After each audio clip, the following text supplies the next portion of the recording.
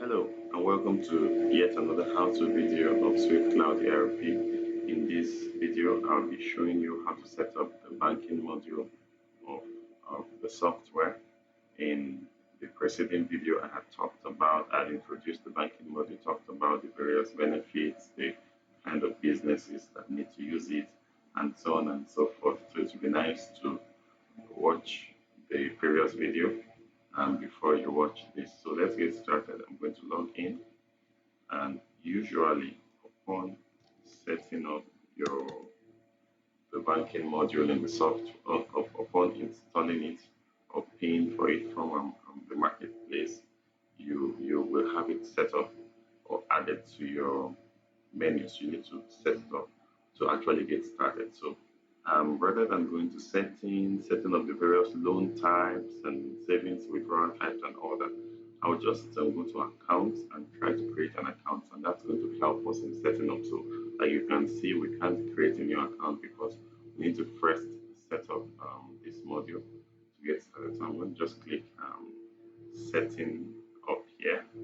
I'm just like clicking settings here, it's almost the same thing, but I'll click it here, and then it's asking what's the minimum balance for account holders. So I just leave that at zero for now. What's the withdrawal charge?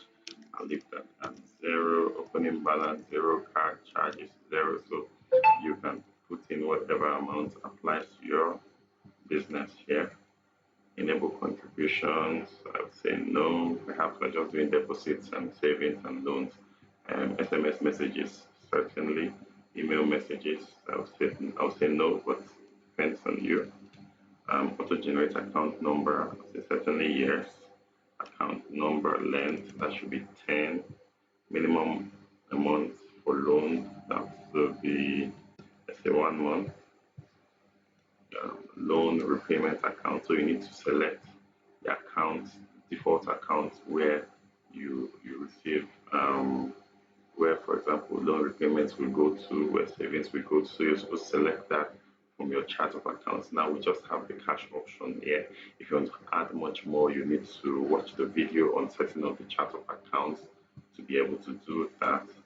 And then there are other accounts also that you need to set up. Remember, the banking module is neatly tied to with the accounting module so that all your ledgers report properly. So I'm going to just leave all the default accounts and service revenue. But your accountant, for example, would have had to create various revenue accounts. So, for example, you might want to have a different ledger for application fees, for loan interest, for loan charges, and all that. But I'm leaving at the default for now, and I just click create.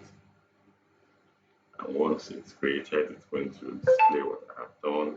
I can edit it at any time. I remember if I want to edit, all I need to do is go to the banking module, go to settings, and then I will be able to scroll to the bottom and edit.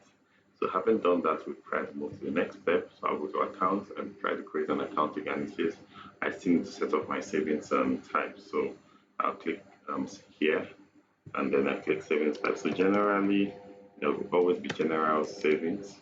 Default amount, I'll leave it at zero because people will just come deposit what they want. And when it comes to types, you need to choose out of one of the four here. You have normal, fixed deposit, application fee, loan charges, and this come with the software. So you need to select one of them. So let's assume it's normal. For your savings, there's no interest rate, and for that, we need you to get notifications whenever somebody selects this type of savings type during when you are doing your savings. So that's one. You can have multiple, savings types on all that. So I just created the general one for you to see. We'll move to the next. Sorry, we'll move to the next. Go back to accounts again and try to create an account. And it's still telling us we have to set up withdrawal types. We're going to set up we just the same way we did with the savings type. We have general withdrawal, which is also normal. Interest rate, nothing. Send SMS, yes. So that means customers can pretty much come withdraw whatever they want to withdraw. Of course, you can't withdraw more than what you have in your savings, right? But you have other withdrawal types. For example, you want to do, let's say, you want to do an overdraft, you might want to create that also. So, for example, I can say basic overdraft default amount. I can leave it at 0 so that they can choose anyone. In that case, I'll choose overdraft, possibly as a particular interest rate. And then if they should receive notifications, I set this to yes. And then let's get back to banking again. Accounts and try to create a customer. If it enables you create, we know that. The next is loan type. So we can't even create customers until you create our loan type. So I click that, and it's just to enable you to create the kind of loans that you loan services that you provide. So assuming you give corporate loans to customers, you put the name here, the description, you can put greater details here like tenure, interest rates, and all those other things. You can do all that here. So let's say tenure in months, let's say 12 months, interest rate, let's say 5%. And then you have interest payment options. Is it going to pay the first month or the first 2 months? So you have pretty much a lot of options here. Let's assume we're spreading the interest over the tenure of the loan. What's the maximum amount for corporate loans? I can say 5 million. Yeah. Application fee is an amount or a percentage. You can say it's an amount, maybe 10,000. If it's nothing, you can put 0 there. Application fee option. So how are you going to pay? How should the application fee be taken out? Sorry. You have options like first month, it should be spread, or it should come out of your savings. So that's another option you can do. In which case you need to create a savings type called application fee. In the type, you select application fee and put in the amount so that when the loan is approved, this amount is made, it's taken out of your savings. If there are other administrative charges and all that, that can be an amount, it can be a percentage, let me say 2% of whatever you are taking as loan, and that should be taken out from your savings also. That can be an option that you want. And then percentage of minimum balance to qualify. So you choose the percentage of the minimum balance you have in your account to qualify. You can leave it at 0, meaning you shouldn't consider this option at all. Otherwise, you put in a value. Percentage of penalty of the amount payable as penalty. You can put whatever percent that is.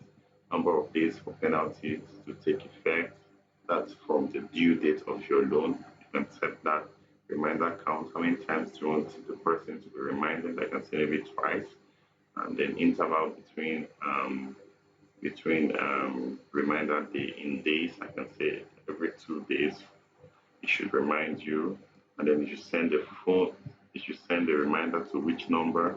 I'll put in the phone number here, and then you need to select the loan account. This has to do with the accounting part of the software, right?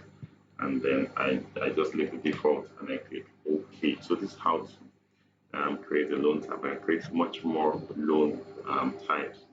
And let's move to the banking again. I'll try creating an account. And okay, now we can see new customers. So we're done setting up, we can actually start creating customers. So that's all about this video. In this video, okay, so in this video, I've shown you how to set up the banking module of the software. We're able to do the general banking module settings. We created loan types, savings types, withdrawal types, and now we're good to go. We can create our accounts. So in the next video, we'll be creating an account for a customer. We'll also be able to do a deposit, to withdrawals, and see what we can do with the account generally. Thank you.